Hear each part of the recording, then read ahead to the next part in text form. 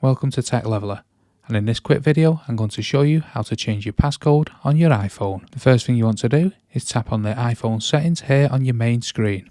Now on the main iPhone settings, you want to swipe down until you get to Face ID and Passcode.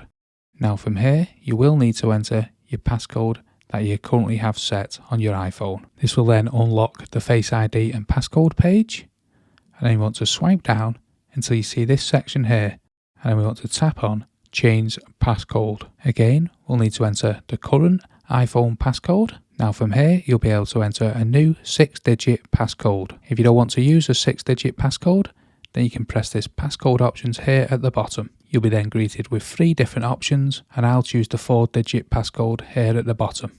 So then we can enter our new passcode, and if it's easy to guess, Apple will not allow you to use it. So we'll add another passcode, and then we'll confirm it. It may take a few moments for this to process, but once it's complete, you'll have successfully changed your iPhone passcode. I hope that video was helpful, and if it was, smash the like, smash the subscribe, and thanks for watching.